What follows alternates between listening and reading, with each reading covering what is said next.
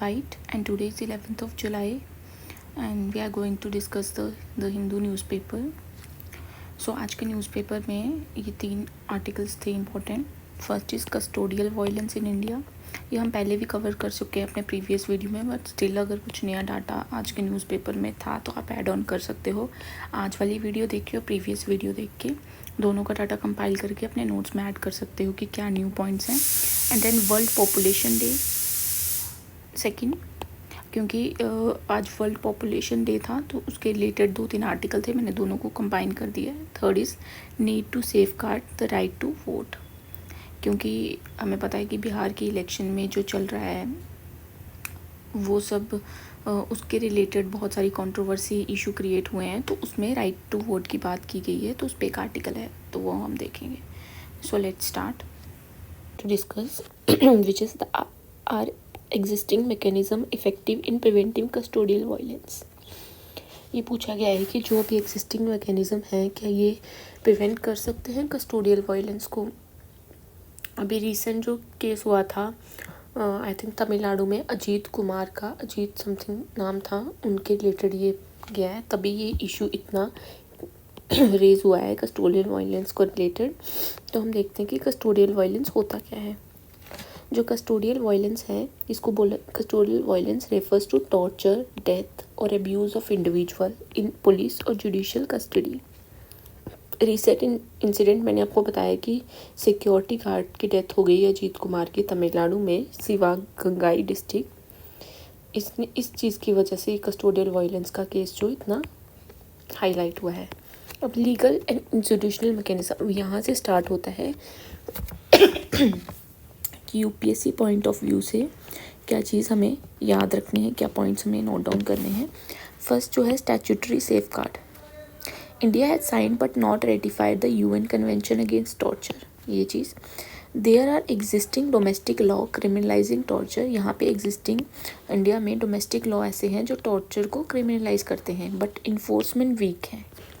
Supreme Court has issued guideline to prevent custodial violence but implementation remain inconsistent. ये दोनों चीज़ same है कि implementation और इन्फोर्समेंट जो है वो वीक है ना. जुडिशियल का क्या कहना है. Court have directed agencies like CBCID to conduct transparent investigation, कि आप ट्रांसपेरेंट इन्वेस्टिगेशन करिए कि एक्चुअल में क्या रीज़न था, क्या कॉज था डेथ का, वो सब चीज़ें. एंड कल्प्रिट कौन है, विक्टिम के क्या प्रॉब्लम थी. The Madras High Court intervention in the Ajit Kumar cited as an example. Madras high court की इंटरवेंशन जो हुई है इस केस में, वो उसमें क्या बोला गया है. कल्चर ऑफ वायलेंस, इसमें क्या है. एंट्रेंस सोशल हायरार्की, जो मार्जिनलाइज कम्युनिटीज़ हैं जैसे कि दलित, SC ST, उनकी बात की गई है, वो वनरेबल ज़्यादा हैं पुलिस वायलेंस. जो भी पुलिस वायलेंस होता है मेजॉरिटी केसेस मार्जिनलाइज कम्युनिटीज़ के होते हैं. Police culture, police often view the public specially marginalise group as subject to control rather than protected. इनको कंट्रोल करने की कोशिश करती है. अगर कोई इंसिडेंट हो जाए तो जहाँ पे दलित इन्वॉल्व हैं या SC ST या मार्जिनलाइज कम्युनिटी इन्वॉल्व हैं, उनको रेदर देन प्रोटेक्शन देने के उनको क्या कंट्रोल करने की कोशिश की जाती है by police. Lack of accountability, weak enforcement of law and poor implementation of reform contribute to recurring violence. अब कस्टोडियल वायलेंस को क्या चैलेंजेस आ रहे हैं एड्रेस करने के लिए. Training and attitude. एग्जिस्टिंग जो पुलिस ट्रेनिंग है does not adequately address the need for humane treatment और accountability. Forensic and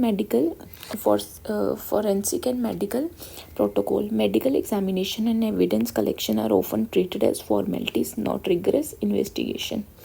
Low conviction rate. There is absurdly low conviction rate in custodial violence cases due to poor evidence, lack of independent investigation and institutional advice. ये important है, आप ये challenges note down कर सकते हैं. Then recommendation and reforms. Law commission recommendation. Law commission ने क्या recommendation दी है जुडिशियल जो कस्टोडियल डेथ्स हैं उन पे.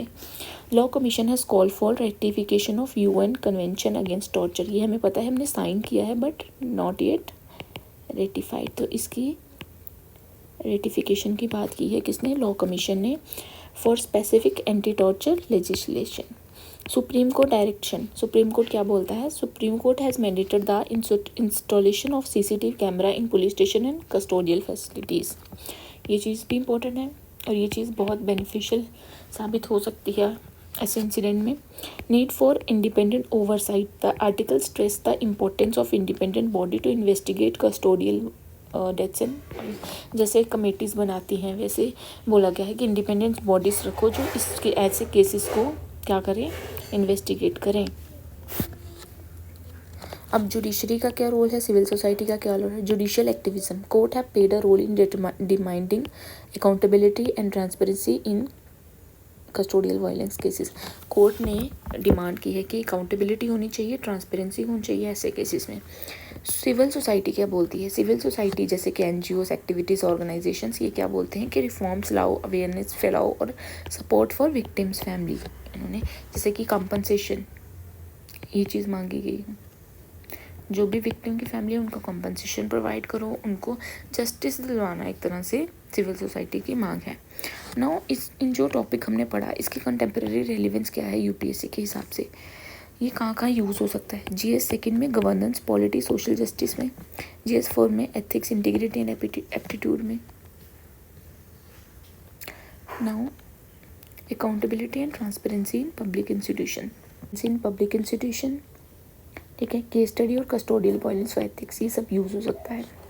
सैम्पल जो यूपीएससी स्टाइल क्वेश्चन कैसे फ्रेम होते हैं, ये मैंने कुछ रेफरेंस बेस्ड क्वेश्चन दिए हैं कि आप इनको देख के इनको आंसर राइटिंग प्रैक्टिस कर सकते हैं इन क्वेश्चंस को लेके। तो जैसे जीएस सेकंड में पॉलिटी के हिसाब से discuss the effectiveness of existing legal and institutional mechanism in preventing custodial violence in India. GS fourth में examine the ethical challenges faced by police personnel in balancing law enforcement with the protection of human right.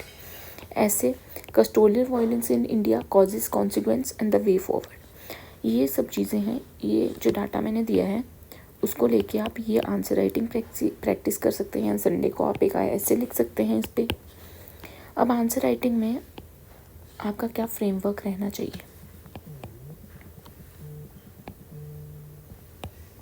जैसे first आप क्या करोगे, custodial violence को define करोगे, recent cases जो अजीत कुमार का case है वो ले ली। Then mention statutory safeguard, Supreme Court guideline, challenge in enforcement, ठीक है। फैक्टर क्या कंट्रीब्यूट करते हैं, जो भी चैलेंजेस, जो भी कॉजेस हैं, जैसे पुलिस रिफॉर्म वगैरह, ठीक है, कि पुलिस मार्जिनलाइज कम्युनिटीज़ को एज अ प्रोटेक्टर नहीं कंट्रोल करना चाहती हैं, कंट्रोल यूज़ करती हैं, वह सब चीज़ें, उनकी ट्रेनिंग एडिक्वेट नहीं है। Suggest reform legal institution and attitudinal. Then highlight the role of judiciary and civil society, वही मैंने बताया एनजीओज वाला। Conclude with the need for, आप इन सब को देख के कंक्लूजन निकाल सकते हो अच्छा सा, ठीक है। उसमें कंक्लूजन में क्या चीज़ होनी चाहिए, accountability, transparency and upholding human rights की बात होनी चाहिए। तो ये था पहला टॉपिक, ये जो पहला एडिटोरियल था कस्टोडियल के ऊपर। ये जो प्रीवियस वीडियो से मेरी, उससे भी डाटा उठा सकते हैं, यहाँ से भी, दोनों को जॉट डाउन करके एक जगह लिख सकते हैं, ताकि कल को अगर इसके रिलेटेड कोई यूपीएससी मेंस में क्वेश्चन आता है तो आप अच्छे से लिख सकें। So move on to next topic, India's progress with choice, control and capital. So ये किसके रिलेटेड है, पॉपुलेशन डे था तो पॉपुलेशन पे दोनों आर्टिकल आए थे, तो मैंने दोनों को साथ में कंबाइन कर दिया है, दोनों का डाटा एक ही में मर्ज कर दिया है, तो आप इसको देख सकते हैं। तो जैसे वर्ल्ड पॉपुलेशन डे था तो उसमें पॉपुलेशन का क्या रोल है, कैसे पॉपुलेशन बढ़ रही है, उस हिसाब से जो भी डाटा होगा इम्पोर्टेंट तो वो हम देखेंगे। जैसे प्रीलिम्स के पॉइंट ऑफ व्यू से पहले तो आप देख लो कि GS paper second and first के लिए इंपॉर्टेंट है, सेकंड गवर्नेंस के हिसाब से, फर्स्ट सोसाइटी के हिसाब से, population, demographic dividend, reproductive health, gender, vulnerable section, इस चीज़ के लिए। नाउ प्रीलिम्स रेलेवेंट फैक्ट क्या है, यूएन वर्ल्ड पॉपुलेशन प्रोस्पेक्टिव, इन्होंने बोला है कि इंडिया पॉपुलेशन जो है वो राइज कर रही है, 10.3 बिलियन हो जाएगी मिड 2080s तक, ठीक है, ये डाटा है, आप कहीं यूज़ कर सकते हैं मेंस के आंसर राइटिंग में भी। India's population expected to decline to 10.2 billion by end of century. इन्होंने बोला है कि इंडिया की जो पॉपुलेशन है वो कम हो जाएगी इतनी इस सेंचुरी के एंड में। बाय 2100 वर्ल्ड पॉपुलेशन में decline by 6% and 700 million fewer than today. ठीक है, ये सब डाटा है, याद रहेगा तो नोट डाउन कर सकते हैं कहीं या फिर किसी भी आंसर में यूज़ कर सकते हैं। नाउ एक रिपोर्ट है UNFPA की, क्या थीम क्या है, pursuit of reproductive agency in changing world. ये क्या बोलती है कि 14,000 पीपल सर्वेड अक्रॉस 14 कंट्रीज़। ठीक है, 14,000 लोगों पे सर्वे किया गया 14 कंट्रीज़ में। 23% people said they could not achieve desired family size, कि जितनी उनको फैमिली साइज़ चाहिए थी वो उन्होंने अचीव नहीं कर पाए। की बैरियर्स क्या है, क्यों अचीव नहीं कर पाए, अगर उनको 2 बच्चे चाहिए थे उनके नहीं हो पाए, या कोई भी चीज़ थी, क्या क्या फैक्टर्स हो सकते हैं। पहले इनफर्टिलिटी, ठीक है, किसी का बेबी नहीं हो पाया।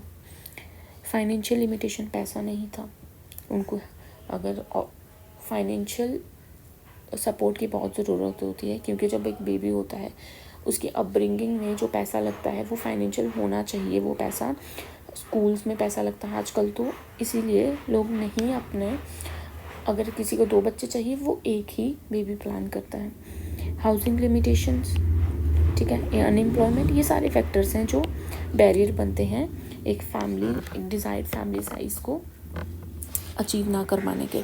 UNICEF report on secondary education.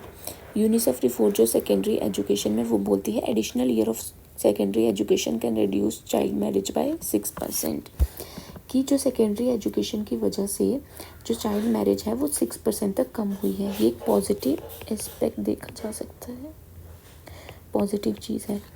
ठीक है, now demographic dividend versus crisis, ये मीन्स का रेलिवेंट थीम जो भी है GS 1 2nd 3rd में यहाँ जो यूज़ हो सकता है। India is world largest youth population, India की वर्ल्ड की लार्जेस्ट यूथ पॉपुलेशन है, क्योंकि 15 साल से 29 साल के बीच में जितने भी लोग हैं वो मेजॉरिटी में है हमारे इंडिया में। Tapping into the potential can boost by, और यही हमारी यूथ पॉपुलेशन अगर काम करने लगे जाए, अगर हम इनमें स्किल्स को इनकलकेट करें या इनमें काम करें तो ये हमारी GDP को $1 ट्रिलियन तक बाय 2030 तक बढ़ा सकते हैं। चैलेंज क्या आ रहा है, क्यों नहीं हम लोग इस चीज़ को अचीव कर पा रहे, क्योंकि स्किल मिसमैच है, जो स्किल रिक्वायर्ड है, जो स्किल चाहिए वो नहीं है।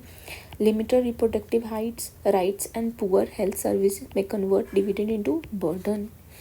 Child marriage and fertility, 28.7% of Indian women age 20 से 24 वर मैरिड बिफोर 18।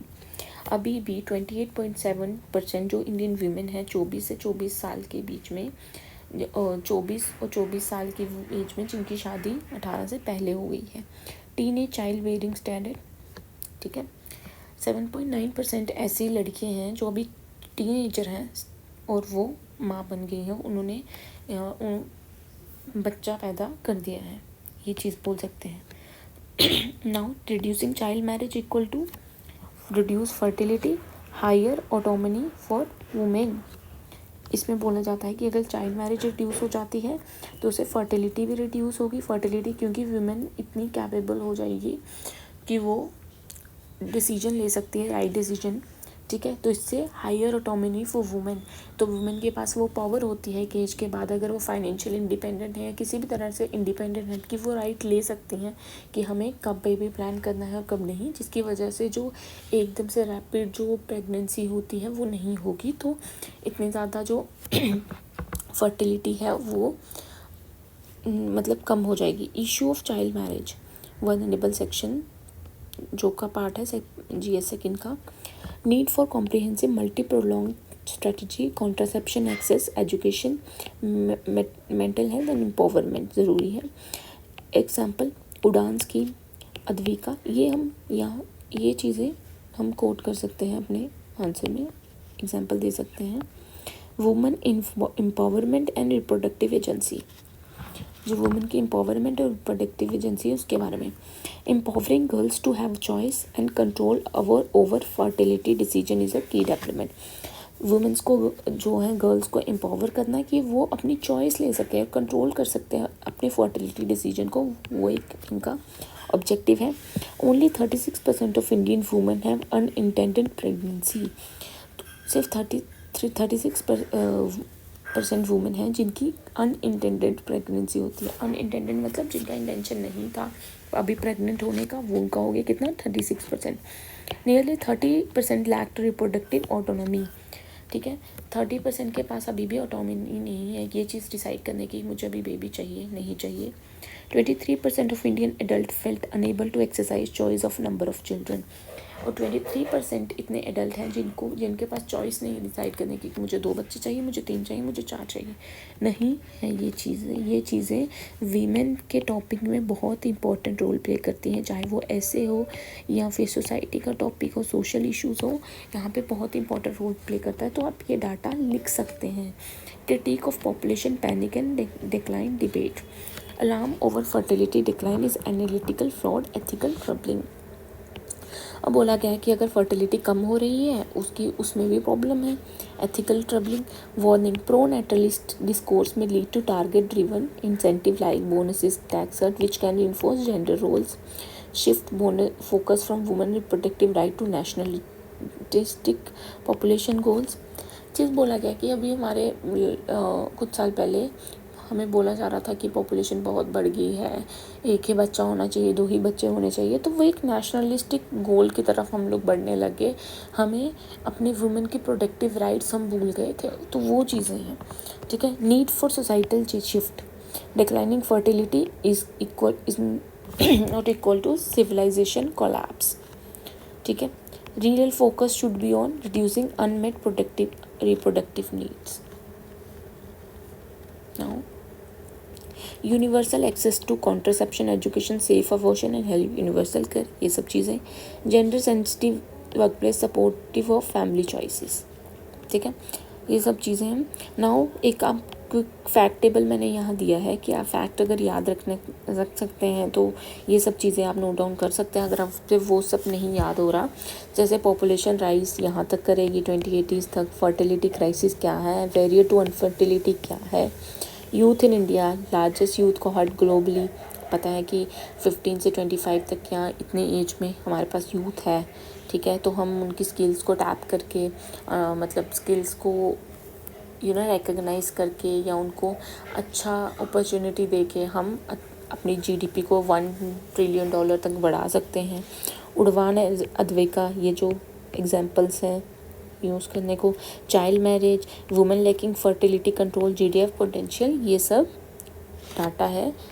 पूरा नहीं याद होता वो जो मैंने पहले ये सब, तो आप ये डाटा अलग से लिख के कहीं रख सकते हैं। So move on to next topic जो है the need to safeguard the right to vote.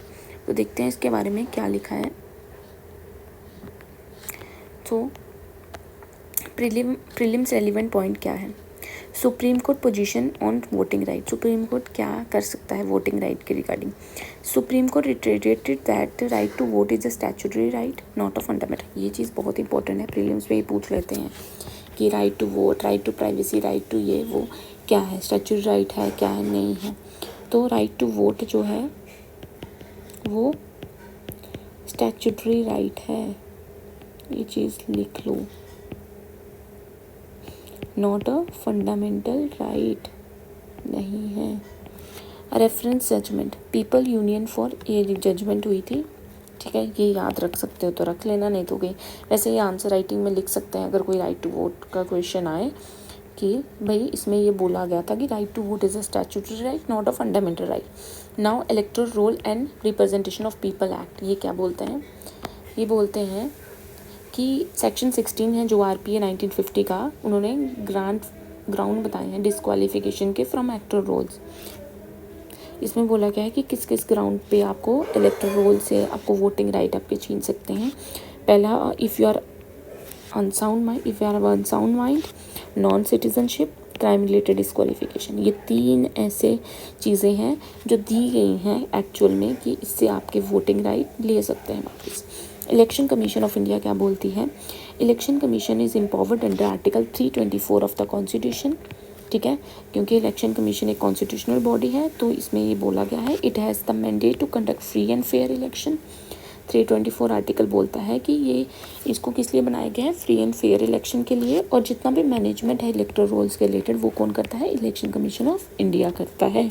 अब टेक्नोलॉजी का use, voter list are being updated using Aadhaar seeding and duplication technique.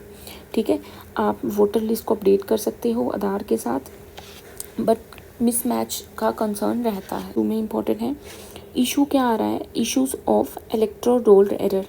अगर इलेक्टोरल रोल में कोई एरर आ जाए तो उससे क्या होगा, violate the principle of universal एडेड सेल्फरेज। अब बोला गया कि बिहार में जो इलेक्टोरल रोल रिवीजन का प्रोसेस हो रहा है उसमें क्या बोला गया है कि 9 लाख वोटर को एक्सक्लूड किया जा रहा है, most from vulnerable social groups. ये हमने ऑलरेडी पढ़ा था कि उनसे लैंड के पेपर्स मांगे जा रहे हैं, मतलब आधार कार्ड को वो एक्नॉलेज नहीं कर रहे अपने लीगल उसमें डॉक्यूमेंट्स में, वो सब चीज़ें हैं। तो वो जो ये एजुकेशन क्वालिफ़िकेशन या एजुकेशन डॉक्यूमेंट्स मांगे जा रहे हैं वल्नरेबल बिहार के उससे पॉपुलेशन से, तो वो लोग किनके पास नहीं होंगे, वो मार्जिनलाइज कम्युनिटी के पास, वल्नरेबल सोशल ग्रुप के पास वो चीज़ें नहीं हो सकती, तो उनको ऑटोमेटिकली एक्सक्लूड किया जा रहा है। तो ये एक इशू है। Now universal adult franchise and equality, constitutional grant universal adult franchise to all above 18, जितने भी सिटीज़न हैं एबव 18, आर्टिकल 326 ये चीज़ बोलता है कि हम उनको वोट देने का अधिकार दे रहे हैं। However structure various, lack of document migration homelessness often deny de facto access, लेकिन इस चीज़ को ये डिनाई करता है इफ़ हमारे पास ये डॉक्यूमेंट्स नहीं हैं। यही चीज़ अभी बिहार में हो रही है। ठीक है, जुडिशियल स्टैंड ऑन वोटिंग। अब जुडिशियल वोटिंग पे क्या बोलते हैं, जुडिशरी हमारी वोटिंग पे क्या बोलती है। मेनका गांधी केस जो हुआ था उन्होंने एम्फसाइज किया था कि dignity of individual and right in democratic participation. ठीक है, Supreme court stress that even though voting is a statutory right, it is essential for democratic legitimacy. ठीक है, अब क्या क्या इलेक्टोरल रिफॉर्म होने चाहिए, सजेशन क्या दिए गए हैं, greater is election commission of India autonomy in electoral roll revision, की जो ऑटोनॉमी होनी चाहिए उसमें इलेक्टोरल रोल रिवीजन में किसकी, ईसीआई की। Introduction of robust grievance redressal for those wrongly excluded, उनके लिए एक मैकेनिज्म होना चाहिए, एक ग्रीवियंस का एक पोर्टल होना चाहिए जहाँ वो अपनी ग्रीवियंस एड्रेस करवा सकें कि हमें क्यों निकाला गया है, क्या क्या वजह थी। Need for common electoral database across state, एक कॉमन इलेक्ट्रल डाटाबेस होना चाहिए अक्रॉस स्टेट्स में कि जहाँ वो देख सकें कि किस कैसी पॉपुलेशन को एक्सक्लूड किया है, इंक्लूड किया है। Vulnerable population and disenfranchisement, vulnerable social क्या है, होमलेस माइग्रेंट, हमें पता है कि बिहार की मैक्सिमम जो पॉपुलेशन है वो माइग्रेंट है, वो काम के लिए अलग अलग स्टेट में जाती है, होमलेस है, माइग्रेंट है, trans person face systematic barrier in voter registration. ठीक है, lack of address proof disqualify many current RPA provision, जो भी प्रोविजन निकाली है उनकी वजह से वो डिस्क्वालीफाई हो रहे हैं क्योंकि उनके पास वो लीगल डॉक्यूमेंट नहीं है, तो उनको एक्सक्लूड किया जा रहा है वोटिंग जो इलेक्टोरल रोल से। Balance between inclusion and integrity, अब ये एथिक्स का एक अच्छा पॉइंट हो सकता है। While electoral integrity require clean rolls, exclusion on technical ground undermine voter rights. ठीक है, the editorial call for balancing security and inclusion, इस एडिटोरियल में क्या बोला गया है कि आप बैलेंस करो सिक्योरिटी को भी इंक्लूजन को भी, कि एक जो इलेक्ट्रल जो रोल है वो एक फ्री एंड फेयर तरीके से बनाया गया जाए, किसी भी चीज़ को वायलेट ना करे, बट स्टिल जो लोगों को हक मिलना चाहिए वो भी मिले। तो ये जो टॉपिक था राइट टू वोट, ये किस किस के लिए सूटेबल है, जैसे जीएस पेपर 2 पॉलिटी में काम आ सकता है, ऐसे टॉपिक में काम आ सकता है, एथिक्स के पेपर में काम आ सकता है, ये सब चीज़ें।